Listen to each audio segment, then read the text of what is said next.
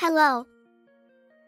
After a brief pause, my daughter Emma answered the phone. She sounded oddly nervous, and I couldn't help but ask, "Emma?" "It's Mom." "Where are you right now?"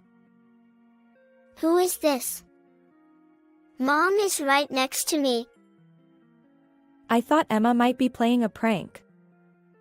She wasn't the type to do such things, but kids grow up quickly.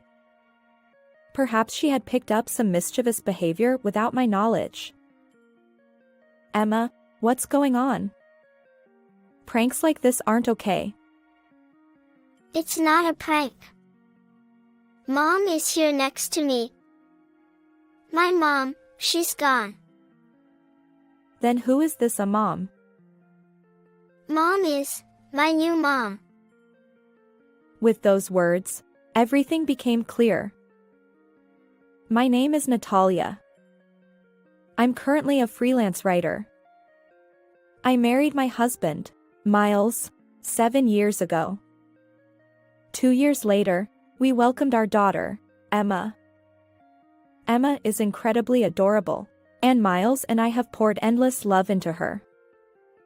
Despite our occasional arguments, it's safe to say that Emma has held our marriage together. I believe we'll continue living together until Emma grows up, even if it means arguing along the way. Mom, how are you feeling? Don't worry, I'm fine. Just a little tired. But there was one thing weighing on my mind, my mother back home. My father passed away a few years ago, leaving my mother living alone. She always respected my father, standing quietly behind him with a gentle smile. She left an impression of strength. However, after my father's death, my mother's health began to decline. I constantly worried about her.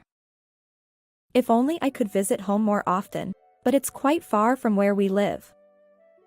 Whenever possible, Emma and I went home to my parents' house, and when it wasn't, I checked in with her over the phone.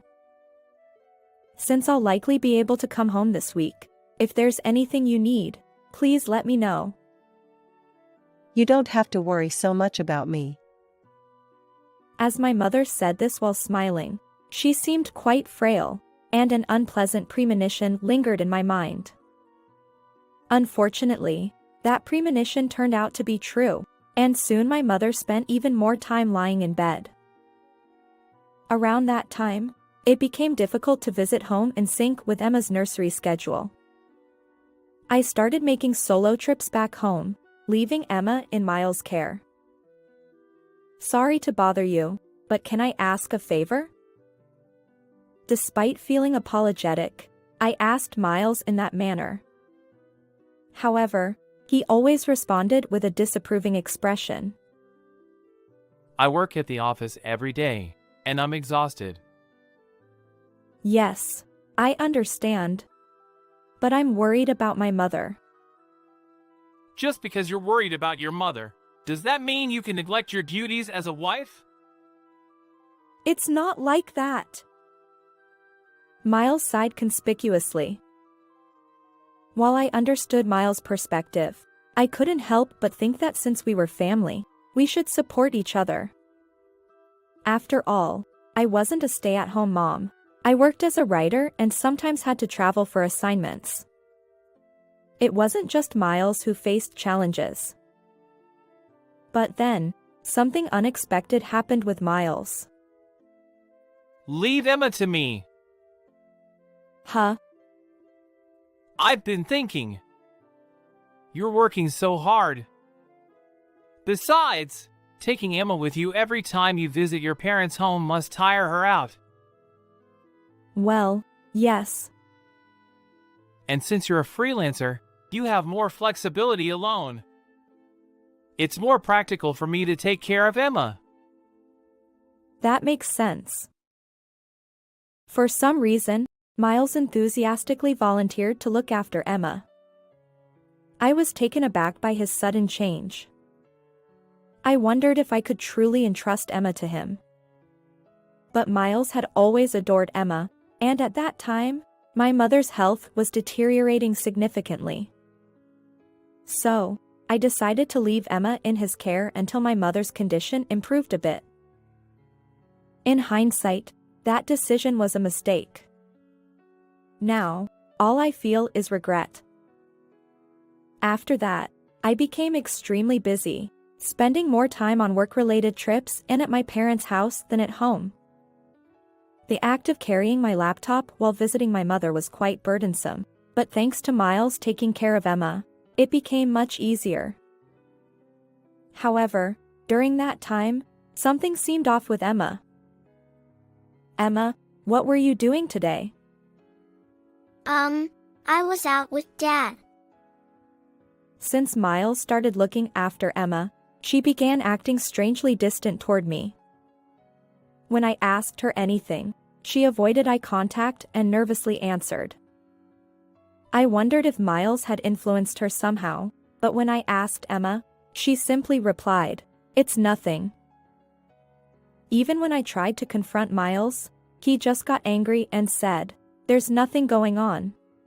Juggling caregiving and work, I couldn't dedicate much time to this issue. Besides, Miles seemed oddly intent on keeping Emma away from me. Something must be going on, I thought, but I couldn't take action. Then, one day, I received a sudden call. My mother had collapsed. It was a stroke. Ironically, it happened the day after I returned home from visiting my mother. I rushed back to her house. Fortunately, someone saw my mother collapse in a public place, and she was quickly taken to the hospital. Unfortunately, the damage was severe, and she passed away. I stayed at my parents' house, handling various arrangements. My mother lay on the bed, seemingly asleep, and it was hard to grasp that she would never wake up. But the reality was that she was gone, and time moved forward regardless of my feelings. When everything was prepared, I contacted Miles to attend the funeral. Can I skip it? What? I have an important job the next day. It's a family funeral. Can't you take a day off if you explain the reason? She wasn't my parent. Why would you say that? You're so annoying. Fine, I'll go on the day of the funeral. After Miles hung up, I sat there, a mix of anger and disbelief. Even with a busy job, isn't it natural to be there for family during times of sorrow? Miles had hesitated even about attending the funeral. Naturally, Miles didn't help with the preparations. Instead, my aunt and her daughter and her husband volunteered to assist on the day of the funeral. There were many things I didn't understand, and I would have been lost on my own.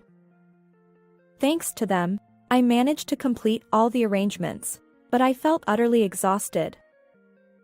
I'm incredibly grateful to my aunt's daughter and her husband, even though they were practically strangers. As for Miles, he arrived just in the nick of time for the funeral and left immediately afterward. Whenever relatives asked about him, I'd vaguely smile and say, "He's a busy person."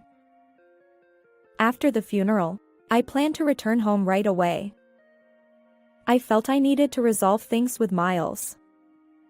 However, there were numerous tasks related to my mother's inheritance and changing the property title. Ultimately, I couldn't return home for several days. When I finally got back home, I couldn't believe my eyes. What? My house, which I hadn't visited in a while, felt eerily empty. It seemed like no one had been there for quite some time. I checked inside, and to my surprise, all of Miles' belongings and household items were gone. What is going on? I searched every room. Emma's belongings were also missing. Panicking, I contacted Emma. I had given Emma a child-friendly smartphone. I had reservations about letting a 5-year-old have a phone, but as a freelance writer, I occasionally traveled for interviews. Miles also worked, leaving Emma alone at times. Having a means of communication was essential in case of emergencies. So, Emma had her own smartphone. Hello. After a few rings, Emma answered the phone. She sounded oddly nervous, and I couldn't help but ask, "Emma?" "It's Mom." "Where are you right now?" Who is this? Mom is right next to me. Huh? I thought Emma might be playing a prank. She wasn't the type to do such things, but kids grow up quickly. Perhaps she had picked up some mischievous behavior without my knowledge. "Emma, what's wrong? Pranks like this aren't okay." It's not a prank. Mom is right next to me. My mom, she's gone. In Emma's tearful voice, I suddenly realized that something unimaginable might be happening. For now, I needed to calm Emma down and find out about Miles. Emma, it's okay. Can you tell me calmly? How is Dad doing?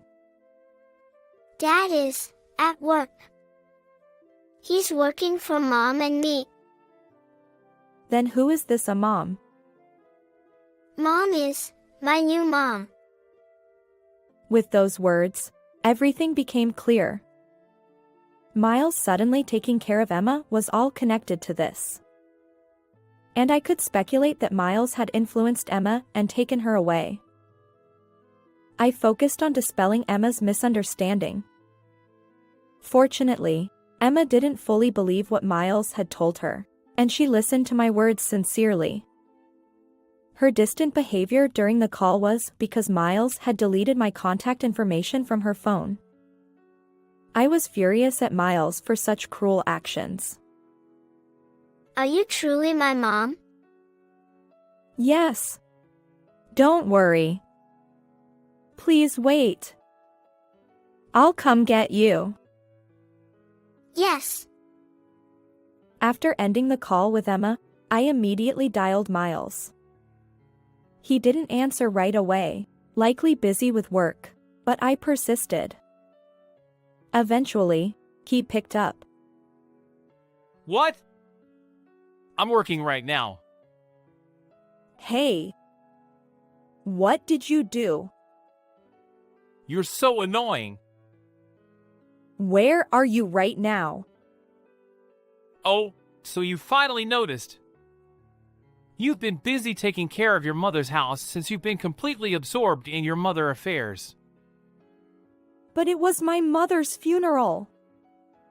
You never helped, and... There's a limit to everything.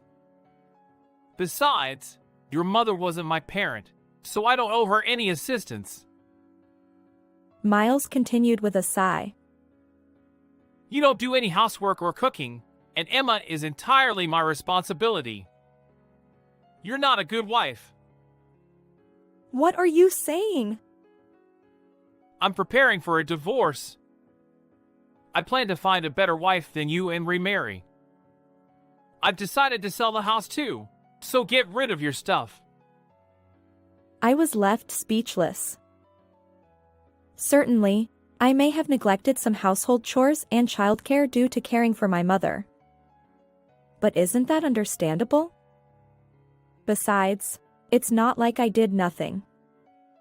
When I was at home, I tried to handle household tasks as much as possible for Emma and Miles, all while juggling my work as a writer and looking after my mother. Miles' words were incredibly harsh considering all this. And on top of that, he referred to my mother as a stranger.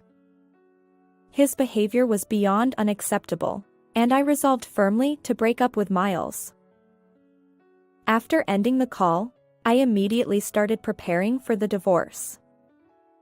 Miles seemed to imply that it was my fault we were divorcing, but that couldn't be further from the truth. I had valid reasons for being away from home. Moreover, Miles hadn't contributed significantly to my mother's funeral, and if his recent words were any indication, he had been unfaithful during the time I was at my parents' house. Clearly, he was in the wrong. Additionally, Miles mentioned his intention to sell our home. Yet, this house was in my name. We had purchased it using the inheritance I received when my father passed away. At the time, I was pregnant and considering moving to a family-friendly apartment. So, I used the lump sum to buy the apartment outright.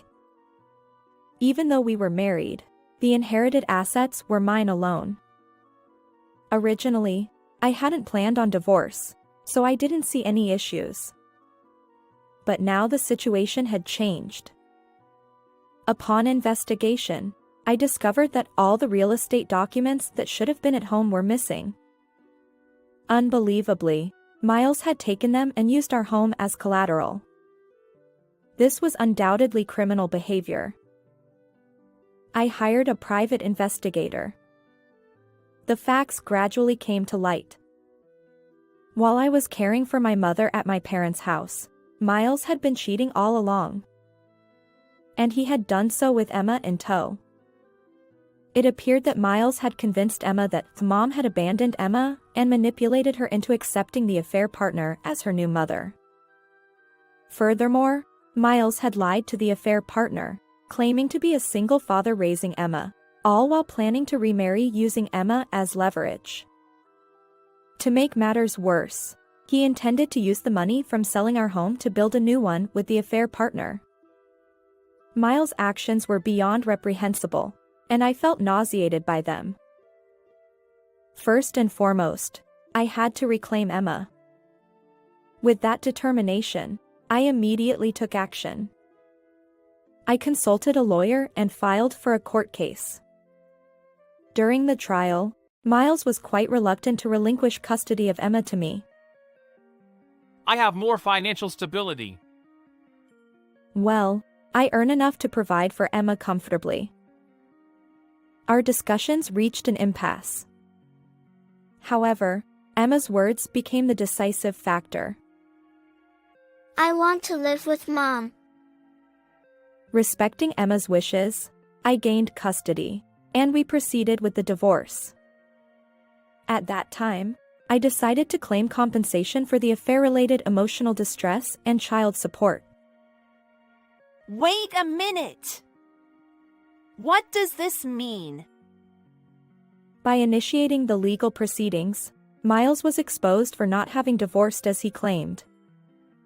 Consequently, the affair partner also accused him of fraud and demanded compensation. As a result, Miles now struggles financially due to payments for emotional distress to me and child support, as well as compensation to the affair partner.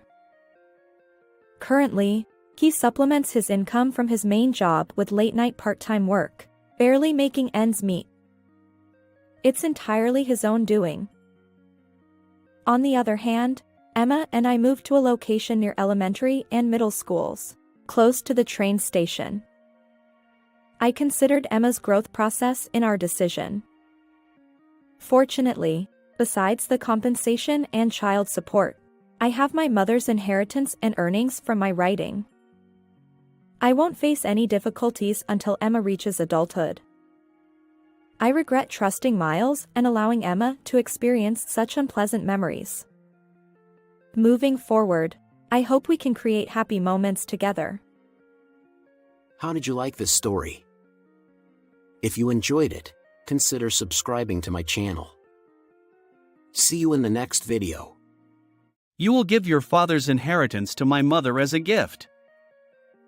When I explained to my husband Aaron that my father had passed away, he said that, You are being taken care of by my mother, right? Who do you think taught you how to do household chores? Don't you have any gratitude? If you oppose this, we'll get divorced. I had reached my limit. I had never been taught how to do household chores. I was just being exploited. Why did I have to be grateful for that? And I didn't want to live with this man who was just using me and didn't love me. Okay. Let's break up. I said that and left his parents' house. I am Gianna, 28 years old. My father ran a company and I grew up in a wealthy family. I had a comfortable life, but I had one complex. It was that I had never dated a man until I became a college student. I went to girls' schools in middle and high school, so I had no contact with men. That's why I was struggling with the distance between me and men when I became a college student. That's when I met Aaron. He was my senior at my part-time job, and he always covered for me and encouraged me when I made mistakes. He was reliable and smart. I think I fell for him first. My friends pushed me and I confessed to him and he said yes, and I was so happy that I couldn't sleep that night. It was the first time I had a boyfriend, and I was overjoyed to have an older boyfriend. Aaron was really smart on dates and I had a lot of fun with him. 6 months after we started dating, Aaron got a job. I got a job at N Corporation. So, What? Really? That's my dad's company. ha! Your dad? Really? I hadn't told Aaron that my father was the president of the company. I wanted him to see me as myself, not as the president's daughter. He was shocked to find out that my father was the president of the company he worked for. A few days later, he suddenly proposed to me. I was so confused by the surprise that he gently handed me a bouquet of roses. I'll make you happy forever. It was like a dream. Of course, I said yes. I introduced him to my parents right away. They looked worried that I was still a student and getting married, but I somehow convinced them and forced the marriage. I'll definitely graduate from college and I won't cause any trouble for you, Dad and Mom. I said that and left the house. Aaron was from a single mother's family and he had no one but her. But when I met her, she was really kind and looked just like Aaron. He was gentle, but also manly and led me. I was sure that marrying Aaron would make me happy. That's what I thought at the time. After we got married, Aaron had no money because he had just started working. I was also working part-time, but it was hard to afford the rent and other expenses, so we started living with his parents. That was the beginning of the nightmare. The first morning of living together. I woke up to a sudden shake of my body. Hey! What time do you think it is? Huh? I looked at the clock and it was 5 a.m. I was planning to get up at 6 and prepare the breakfast, so I was shocked and jumped out of bed. How long are you going to sleep?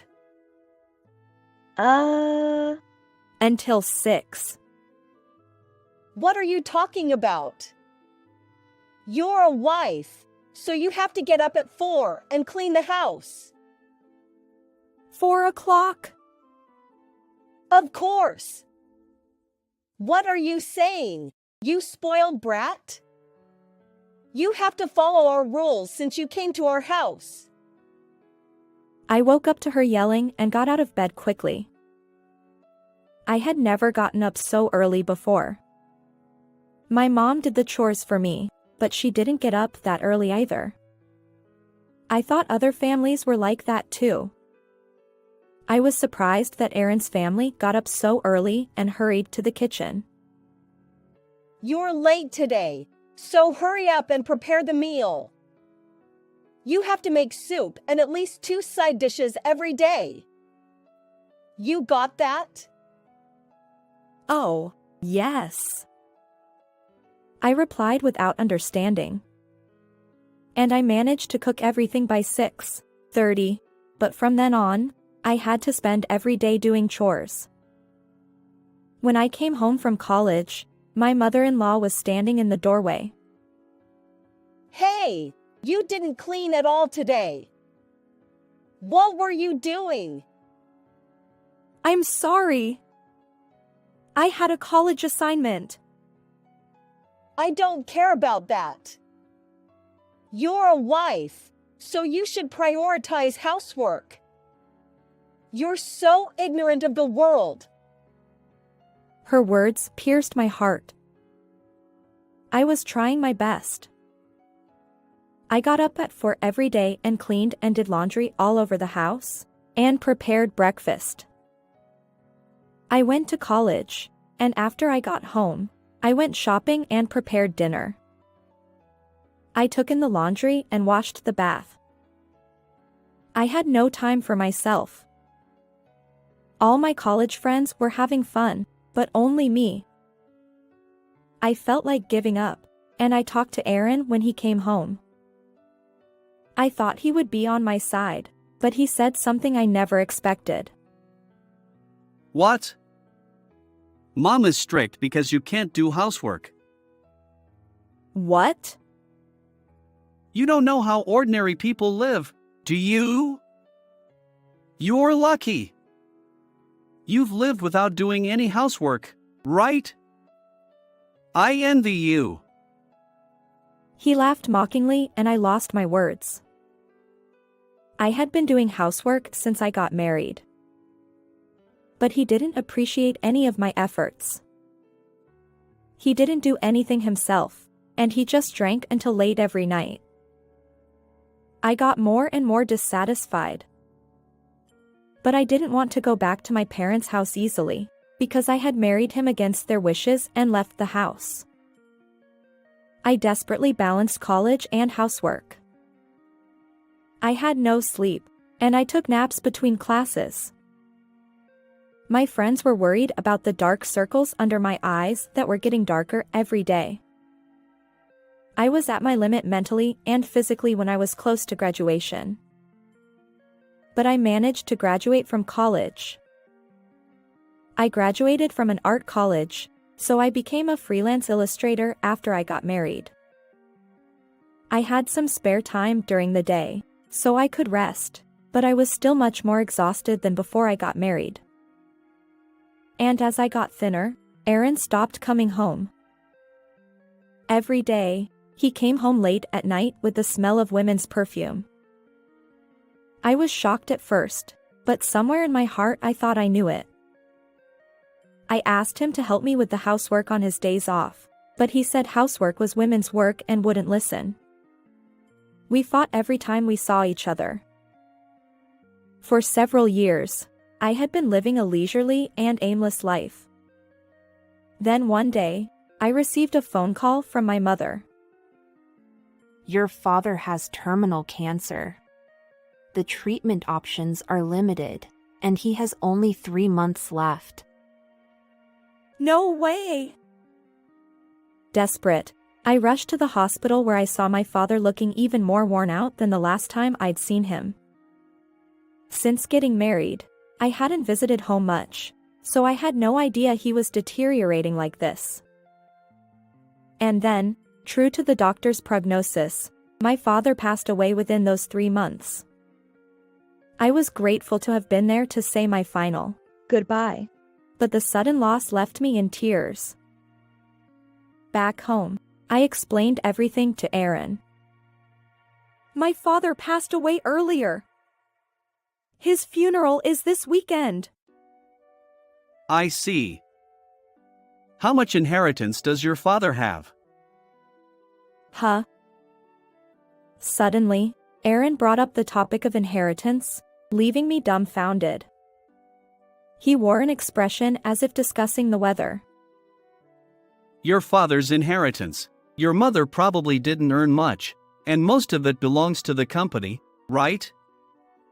So, practically, you'll inherit most of your father's assets. And? The inheritance you receive, give it as a gift to my mother. What are you saying? I raised my voice in shock, and Aaron frowned. You've been dependent on my mother, haven't you? Who do you think taught you household chores? Don't you feel any gratitude? If you go against this, we'll get a divorce. Divorce? Exactly. Well, you're useless anyway. You thought you'd become the next CEO, but they've already chosen someone else. Apparently, a new CEO is coming from overseas. Wait, did you marry me just to vie for the CEO position? Of course. You're worth nothing else. You won't even take money from your parents without hesitation. Useless, that's what you are. I'd had enough. I'd never received any help with household chores. I'd been nothing more than a servant. And now, I didn't want to live with this man who used me without any love for me. Understood. Let's part ways. Huh? I'll send the divorce papers through a lawyer, I declared. Wait! Are you sure? You call yourself an illustrator or whatever, but you don't earn much. Aren't you embarrassed to return to your parents' home with so little? I'd rather face their anger and ridicule than continue living in this house. Goodbye. Leaving a stunned Aaron behind, I stormed out of the house. 1 month later, I got a phone call from Aaron. Hey! What do you mean by this? What is compensation? He yelled at me in a loud voice and I sighed. What do you mean? You were cheating on me, weren't you? That's not true. There's no proof. There is proof. I hired a detective agency to investigate your affair. You lied about going on business trips and going on vacations with your lover many times, didn't you? That's... Aaron's voice became small and he stuttered. I had asked the detective agency to investigate him when he started coming home with women's perfume on him. They found out that he was dating a specific woman frequently. And he had been with her since before we got married, so he was just using me. I decided to demand a high amount of compensation for his affair. There was evidence from the detective agency, such as photos, so he couldn't deny it. It's not wrong to ask for compensation when you were cheated on, right? But I can't pay it now. Please, just forget about it. I can't do that. Don't say that. I really can't pay it now. He said impatiently. He must be desperate. I knew why he was so desperate to say he couldn't pay. That's because you can't pay, right? You lost your job, didn't you? How do you know that? Because my brother fired you. Your brother. Yes, the new president is my brother. He graduated from a university overseas and worked for a Singapore company, but he came back to America when he found out about my father's illness. I heard Aaron gasp. Then, please help me. I'm looking for a new job, but I can't find one. Please. I was disgusted by Aaron, who only said what was convenient for him. Did he think I could change the personnel if I asked? I had nothing to do with the management, even if we were family. And even if he asked me, I wouldn't ask my brother to let him work again. That's because there was a reason why Aaron was fired. I can't be with a criminal. You're calling me a criminal? How dare you? You were fired for embezzlement, weren't you? Ha! How do you know that? Because I told my brother everything. I was suspicious of where you got the money to stay at nice hotels every time, based on the results of the investigation. I just said you should check the expenses. As soon as my brother came back to America, I told him about the divorce and Aaron. He felt something was off when he saw the results of the investigation. He suggested that I should check the expenses, and he immediately committed to look into it. The investigation revealed that Aaron had repeatedly claimed the travel, accommodation, and food expenses with his lover as company expenses. The total amount was over $10,000. And Aaron was fired from the company for embezzling company funds. Not only that, but he was also asked to repay the entire amount of the embezzled expenses. It must be hard to pay back over $10,000 and the compensation, now that he has lost his job and income. But that doesn't mean I'm going to let the compensation for the affair go. Please, can't we get back together? I don't have a job or a life right now. My mother still has a few years until she gets her pension. Are you trying to use me again? I would never do such a thing. I laughed at Aaron's words. Didn't you say it yourself? You married me because my father was the president, but if you can't become the next president, you don't need me. Well, too bad, but you're useless to me too, since you have no job or income. Don't say that. Being an illustrator is hard work, right? It's better to live together.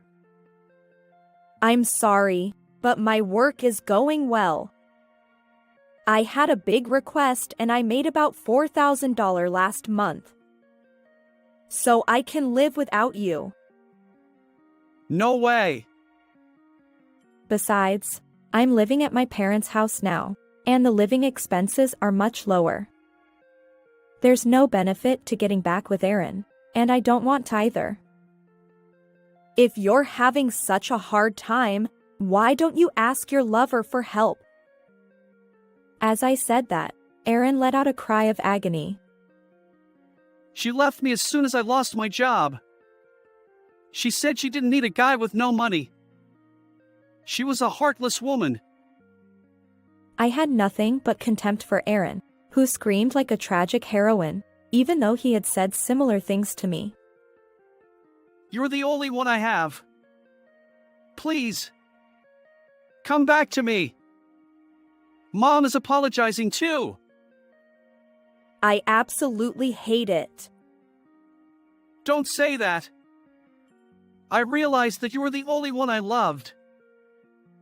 But you seem to think of me as nothing but the president's daughter. That's not true. I love you. So let's start over again. I was no longer moved by Aaron's words. I had already lost interest in Aaron. I refuse. Goodbye. I said that and hung up the phone.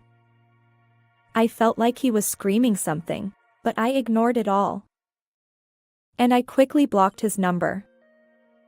I never wanted to have anything to do with Aaron and his mother again.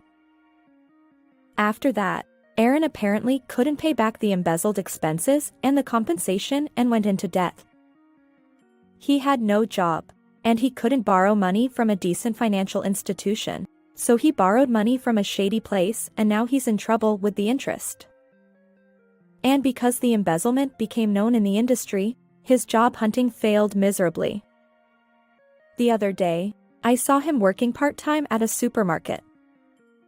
He was living a hard life, paying back his debt and compensation, but it was none of my business. I could only be disgusted by his own actions.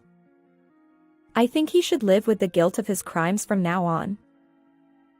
And I gradually became famous as an illustrator, and I was grateful to receive a lot of work. While working on designs for goods and other things, I had a wonderful encounter and started dating a new guy.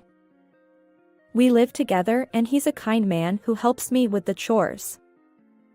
I failed at marriage once, but I'm still in my 20s. I still have time, and I can start over. I used to do nothing but housework like a slave and had no time for myself. That's why I swore to myself that from now on, I would live while cherishing myself. How did you like this story? Please also subscribe to the channel. See you in the next video.